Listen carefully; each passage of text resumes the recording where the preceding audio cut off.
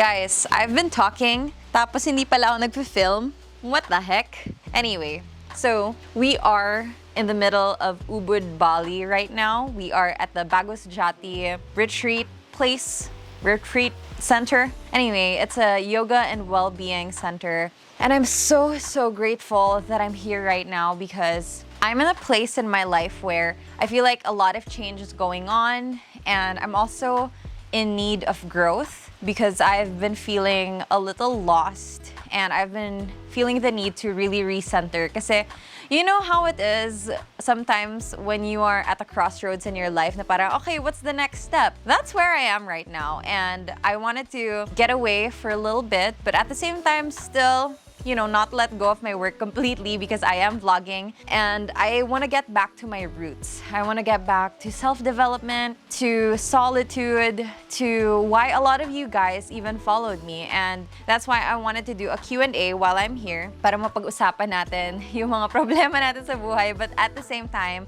more importantly, how we can be better. Because even though productivity may feel intimidating, I honestly believe that productivity is a form of self-care, it's a form of self-love, and it's the best way that we can move forward if we can identify what we need so that we can be there for others as well. Sabi nga nila, diba, you can't pour from an empty cup. And right now, I am filling my cup with new lessons, with growth, para when I get back to my life in Manila, I can be the best daughter, best sister, best partner, best creator, best client, best service provider, best everything that I can be. All I want to be is to be a better person, and I'm really a work in progress, as you guys know. So anyway, I'm gonna be answering your questions, and hopefully through this little chat, this session, meron kayong tsaa so that we can have a little one-on-one and just treat this as a podcast. Go start cleaning your room. I'll just be chatting away.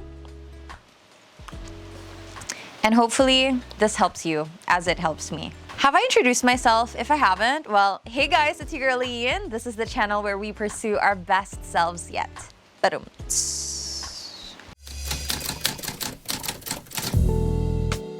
Let's start with a good question from Fresh from Danny. When you feel overwhelmed with work, how do you recalibrate or reset? And this has been my answer for the longest time, except during the pandemic, because during the lockdown to be specific, wala naman tayong choice but to stay indoors. But I usually physically take myself out of that situation when I feel overwhelmed. So I plan a little getaway.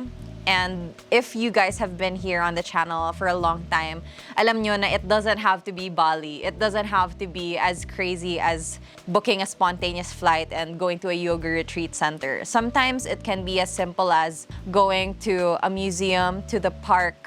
It's as simple as taking a walk. So physically, I put myself out of that situation and really zoom out. Tas naaalala ko how big the world is, how honestly irrelevant I am, and it's really comforting to think about how the world is so much bigger than we thought, and how it's so weird because like I honestly feel comfort in knowing that I'm not that important, meaning I can take a break and hindi titigil yung mundo. It's very comforting, especially if you're the kind of person na likes to take on a lot of responsibilities. Ask for help, take a break, breathe. From Angelica, me, okay lang ba na ma-feel na ma-pressured ka at the age of 23? I feel so behind in life. Absolutely. I feel like at any age, especially if you're somebody who tends to compare yourself to the speed of others, you do feel like nabibehind ka in life. And that was me at 23 as well. When I was 23, I applied to my Spanish teaching job, and I was like starting over in my career because I was in social media, tas parang hindi naman ako naging successful doon. So I decided to move to Spain, apply for a teaching position. And even then, I didn't feel like I was successful. And all of my friends, some of them were in med school, some of them were in law school, and I kind of felt like, ano bang ginagawa ko? At 23, I was trying to be a content creator, and it just wasn't happening for me. I didn't have a lot of brand deals. I didn't have brand deals, period. And it was really difficult seeing everybody else. I feel like they were succeeding and I wasn't. But now that I'm 28 now, I'm turning 29 soon, I still feel pressured. And I sometimes still feel behind. And not because hindi ako naka-achieve ng mga bagay-bagay, but because I've set goals for myself. Tas minsan parang ang hirap-hirap nila i-achieve. Or minsan may mga nangyayari sa buhay na hindi mo maiiwasan. And then you kind of have to step back and realize na, oh, maybe that's not for me, you know? It's definitely normal. It's never gonna go away, unfortunately. I feel like I don't think it will go away, especially if you are a go-getter and you wanna keep improving. But what I can say helped me was, number one, taking stock of everything that you've done so far and really being grateful and acknowledging everything that you've already done. Because hindi ka naman makakarating ng 23 nang hindi ka magkakaroon ng little wins, minor achievements, and no matter how minor or little they feel, they're equally important because those things help you to get to where you want to be. And ako now looking back, may mga bagay na minamaliit ko before, but now I'm just really grateful that I got to do them, that I even had the privilege of getting to do those things. So yeah, something as simple as being there, being present, having friends, family, a support system, those are achievements, and I hope that you can take time to appreciate those. And honestly, when you sit down and appreciate those little things, nakaka-free siya. Nakaka-free siya ng bonggang-bongga. Next question is from Mikara. So si Mix, sabi niya, Ate, how do you deal with burnout? Guys, burnout is such a familiar territory to me because burnout is, for those of you who are not familiar with the term, it's when ubos na ubos ka na. That's burnout. And I recently felt very burnt out because I've been going in terms of work na I didn't get time to do things mindfully. And you guys know mindfulness is so important to me. Kasi sometimes when you're just on survival mode na kailangan ko to gawin, kailangan ko yan ma-achieve, kailangan ko gawin, blah, blah, blah. Sometimes nakakalimutan mo, bakit ko nga ba ginagawa to? What is the purpose behind this? And when I experience burnout, I ask myself that question. What is your purpose? What are your intentions? Why do you do what you do? And even though on the surface level, parang wala masyadong reason na malalim. Sometimes, I just want to earn money. I just want to survive. I just want to live. But at the end of the day, if you allow yourself to dig deeper, if you allow yourself to really ask and see, bakit nga ba ito yung mga ginagawa ko? You'll find a reason deep down there. And for me, I am rediscovering those reasons. I realized that I love learning from other people as much as people learn from me. I think dun ako medyo nagkaroon ng burnout because I felt like I needed to be someone who could teach people what to do and who to be. But I realized that there is so much value in learning from others as well. So that's why I've been doing a lot more interviews. If you've seen my past videos, I've done conversations with queens, and it's been so rejuvenating nung na-realize ko na I find fulfillment in telling other stories as well, more than just myself. So ayun, if you are dealing with burnout, try to pause and ask yourself, bakit ko nga ba ginagawa to? And dig really deep. I hope that helps, Mix. Next question. Sabi ni Nina Jesha, how would you handle a first heartbreak while struggling with academic schedule and career pressure? Heartbreak never gets easy. And it's so weird because my sister asked me this a while back na parang if you could give yourself advice about heartbreak, what would it be?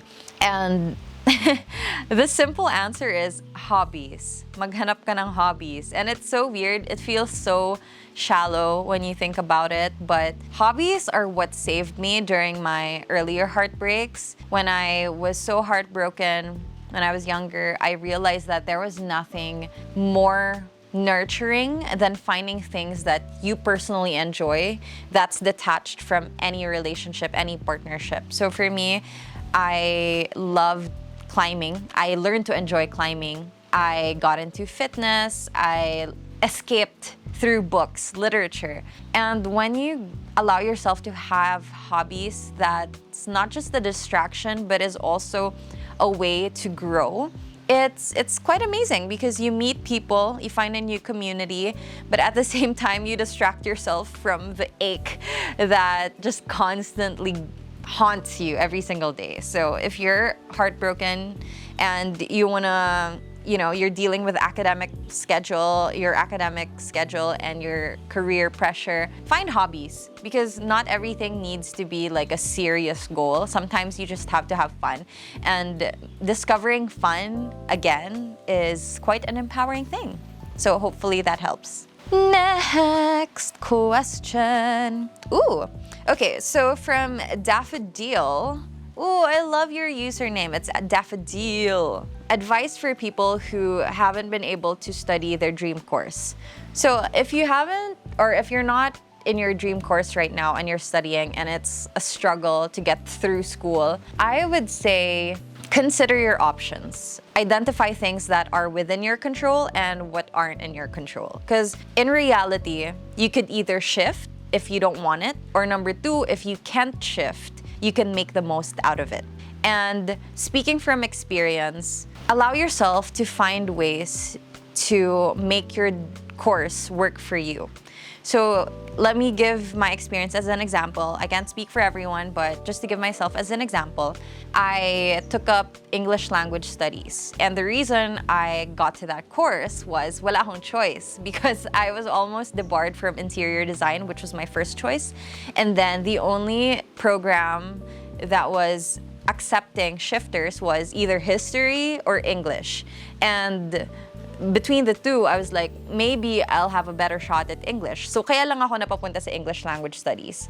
But even though I didn't like my course at the beginning, I realized that there are things in that degree program that I was still very privileged to have access to. Natuto ako mag-research, natuto ako mag-communicate, natuto ako na gamitan yung English skills ko and linguistics in general to study things that I'm really passionate about. So for my thesis during that program, I studied colorism. Even though it's not directly related to English language studies, I made sure na when I study my thesis, when I write that paper, I will use my degree program and whatever is available to me para maiangat yung buhay ko. Does that make sense? Another thing is I did a lot of internships. So kahit na hindi siya related sa degree program ko, I did marketing internships, I did editorial internships for magazines. I was even a Red Bull girl. So during that time na hindi ako ganun ka into my degree program, I found ways to really get the most out of it para pag gumraduate ako, my career is still on my own terms. Because at the end of the day, we need to deal with the cards that we've been dealt with. We need to accept the cards that we've been dealt with. And kung yan at yan na yung degree program mo, ask yourself, okay, how can this help me? How can I use this to my advantage? And I'm sure there is an answer to that.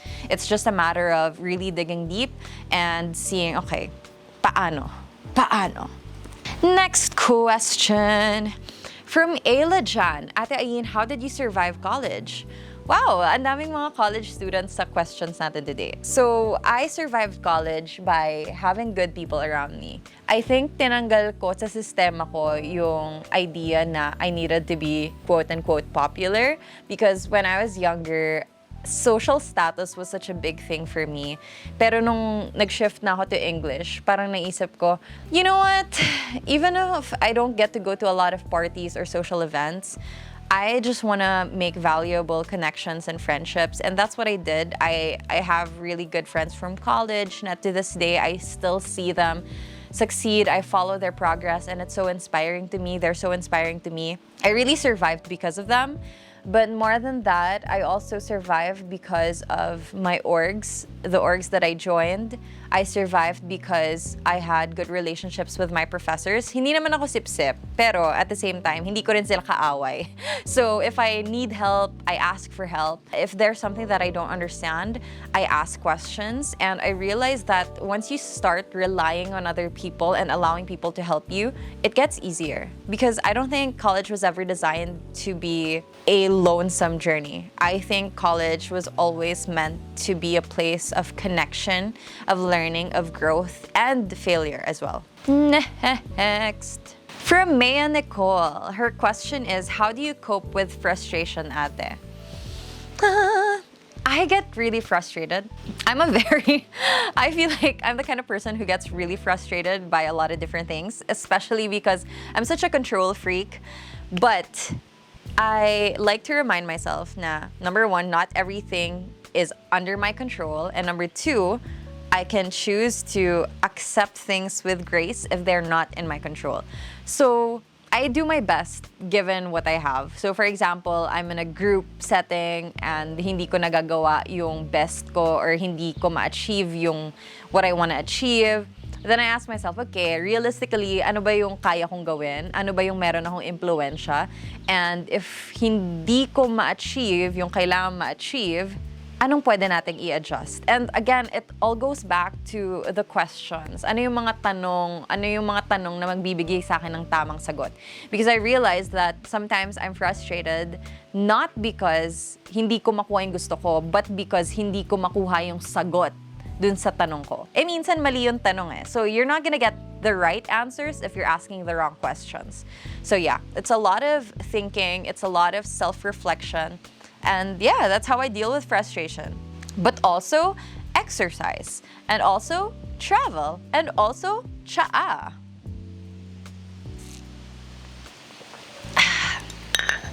Next question. Okay, this is from Maria Awandra. What can you advise those who have body insecurities? It's me. Hi, I'm the problem. It's me. I also have a lot of body insecurities, which is why I have this right here because medyo naiilang ako sa aking puson.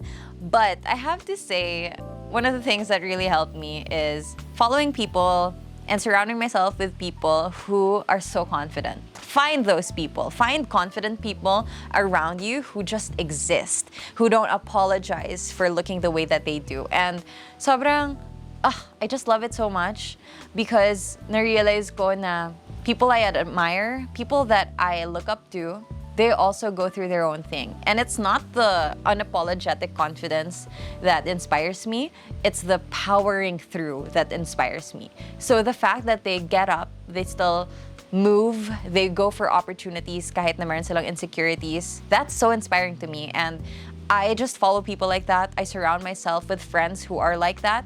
And it makes life easier. Oh, I love this next question. I'm gonna keep her name anonymous. How not to be tamad. She is living in privilege and in comfort, but not growing up, and she can't pull herself up. I like this question because I feel like it's more common than we think. When you live in privilege and when you live in comfort, sometimes it's easy to be complacent. But it's always a good reminder to tell yourself that, number one, okay, I just have to say, being self-aware is a great first step.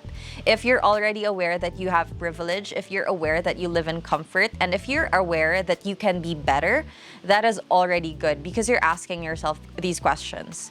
Now, the next step is asking yourself, how do I not let my privilege die with me? And this is something that I've always lived by because I understand and I know that I am so lucky. I'm so lucky that my parents gave me a good education. I'm so lucky that I wasn't asked to, I was never obliged to send my siblings to school. So yun palang privilege na yun eh. But for me, as somebody who is part of the society and who's very aware of her privilege, what I want to do with it is paano ko ma-extend yung blessing na binigay sa akin. The fact na nakapag-aral ako, paano yun ma-extend sa ibang tao? And when you think about that goal, it honestly makes it easier. Na instead of feeling guilty for your blessings, you make sure na yung blessings mo ay mapapasa sa ibang tao.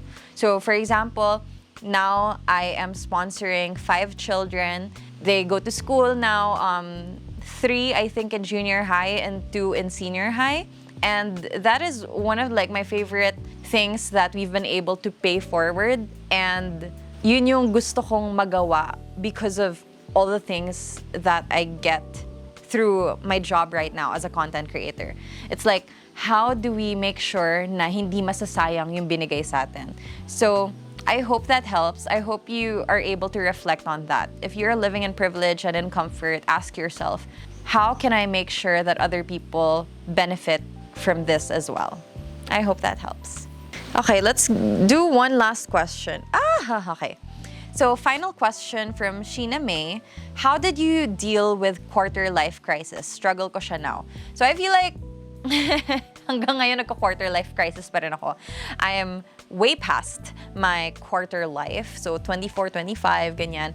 What I did was I allowed myself to shift careers. But it wasn't drastic. I didn't quit my job and then started a new career. What I did was I started freelancing, dabbling in different areas, different industries. So, I started with digital marketing, tapos nag-freelance writing ako, gumagawa ako ng YouTube channel. So, hindi ko naman nilet go yung main job ko and yung sense of security ko, but naghanap ako ng mga ibang bagay na pwede kong i-explore. And I think that if you explore and allow yourself to enjoy exploring, that would be really helpful, because usually when you're having like a quarter life crisis, it's because di mo alam kung tama ba yung path, blah, blah, blah.